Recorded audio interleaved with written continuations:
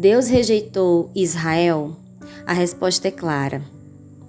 Então eu digo, rejeitou Deus o seu povo? De forma alguma, porque eu também sou israelita, da semente de Abraão, da tribo de Benjamim. Deus não rejeitou o seu povo, que antes conheceu. Ou não sabeis o que a Escritura diz de Elias, como ele intercede a Deus contra Israel, dizendo, Senhor, eles mataram os teus profetas, derrubaram os teus altares, eu fiquei sozinho, e eles buscam a minha vida. Mas o que lhe diz a resposta de Deus? Eu reservei para mim 7.000 homens que não dobraram os joelhos diante da imagem de Baal. Assim então também, no tempo presente, há um remanescente de acordo com a eleição da graça. E se é por graça, então não é mais por obras. Caso contrário, a graça não é mais graça. Então Paulo começa aqui, queridos irmãos, com uma negação forte. Ele mesmo é prova viva, judeu, da linhagem de Abraão, salvo pela graça. E ele vai citar aqui a história de Elias, lá em 1 Reis 19, quando o profeta achava que estava sozinho, mas Deus revela para o profeta o quê? Reservei para mim 7.000. Então, mesmo quando parece que a fé verdadeira, irmãos, desapareceu, Deus sempre preserva um remanescente fiel. Amém? Aqui o verso 5 vai dizer que é pela graça, não é por obras, de acordo com a eleição da graça. O que então? Israel não conseguiu o que buscava, mas os eleitos conseguiram e os demais ficaram cegos. De acordo com como está escrito, Deus lhes deu um espírito de sonolência, olhos para não verem, ouvidos para não ouvirem, até este dia. E Davi diz que a sua mesa se torne em laço e em armadilha e em pedra de tropeço e em recompensa para eles. Sejam endurecidos os seus olhos para que eles não vejam e para que encurvem continuamente as costas. Aqui nós vemos um princípio sério, um princípio muito sério. Luz rejeitada endurece o coração, viu, irmãos? Paulo cita aqui Deuteronômio e Salmos para mostrar que esse endurecimento já havia sido previsto.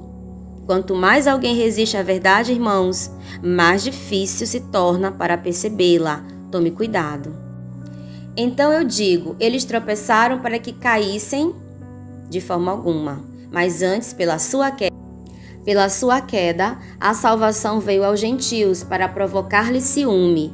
Ora, se a sua queda é a riqueza do mundo e a sua diminuição a riqueza dos gentios, quanto mais a sua plenitude. Porque eu falo a vós, gentios, enquanto sou apóstolo dos gentios, eu magnifico o meu serviço, para ver se de alguma maneira eu posso provocar ciúmes aos que são da minha carne e salvar alguns deles. Porque se a sua rejeição é a reconciliação do mundo, qual será a sua aceitação, senão a vida dentre os mortos? Então a rejeição de muitos judeus, irmãos, abre o caminho para os gentios, que são os não-judeus, dos quais nós fazemos parte. Mas isso, irmãos, tem um propósito maior, provocar ciúmes espirituais em Israel. Que lição espiritual a gente tira disso aqui? Deus transforma até rejeição em oportunidade de salvação para outros. Isso não é maravilhoso? E se alguns dos ramos foram quebrados, e tu, sendo uma oliveira silvestre, foste enxertado entre eles, e feito participante da raiz e da seiva da oliveira, não te glories contra os ramos, mas se te gloriares, não és tu que sustentas a raiz, mas a raiz a ti. Tu então dirias, os ramos foram quebrados para que eu pudesse ser enxertado. Bem, por sua incredulidade eles foram quebrados, e tu estás em pé pela fé. Não sejas arrogante, mas teme, porque se Deus não poupou os ramos naturais, cuida para que ele não poupe a ti também. Vê, pois, a bondade e a severidade de Deus, para com os que caíram severidade, mas para contigo a bondade, se permaneceres na sua bondade, do contrário tu também serás cortado. E eles também, se não permanecerem na incredulidade, serão enxertados, pois Deus é capaz de enxertá-los novamente. Porque se tu foste cortado da oliveira, que é silvestre por natureza, e contra a natureza fostes enxertado na oliveira boa, quanto mais esses, que são ramos naturais, serão enxertados na sua própria oliveira. Aqui a gente encontra, irmãos, uma das imagens mais poderosas da Bíblia. Mais poderosas. A oliveira, que representa o povo de Deus, os ramos naturais, que representam os judeus, e os ramos enxertados, que representam os gentios, dos quais nós fazemos parte. Então, os gentios aqui foram incluídos por quê? Pelas obras ou pela fé? pela fé, mas há um alerta muito forte: não te ensoberbeças. O versículo 20 diz isso. Em outra, aqui nessa versão, diz: não sejas arrogante. Irmãos, ninguém é salvo por posição, tradição ou origem, somente pela fé. E mais, Deus é poderoso para os tornar a enxertar. O verso 23 vai dizer isso. Ou seja, sempre há esperança de restauração. Amém? O mistério revelado. Porque eu não quero, irmãos, que ignoreis esse mistério. Qual? Para que não sejais sábios em seus próprios conceitos, que a cegueira aconteceu em parte a Israel, até que tenha entrado a plenitude dos gentios. E assim todo Israel será salvo, como está escrito: virá de Sião o libertador e desviará de Jacó as impiedades. E este será o meu pacto com eles, quando eu tirar os seus pecados. Aqui Paulo revela um mistério, irmãos. Qual é esse mistério? O endurecimento não é total, não é permanente, tem um tempo determinado. E assim todo Israel será salvo. Isso não significa todos os judeus automaticamente, mas sim o Israel espiritual, todos os que creram, judeus e gentios. Sabe que lição a gente tira disso aqui, irmãos? O plano de Deus é inclusivo, mas exige o quê? Exige resposta de fé. Amém?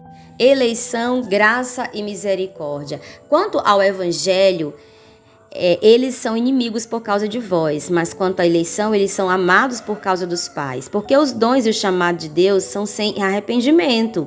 Porque assim como vós também em tempos passados não crias em Deus, mas agora alcançastes misericórdia pela desobediência deles, assim também estes agora não creem, para que através da sua misericórdia eles também pudessem alcançar misericórdia. Porque Deus encerrou a todos na incredulidade, para que eles pudessem ter misericórdia, para que ele pudesse ter misericórdia sobre todos. Oh, glória! Aqui a gente vê um paradoxo, né?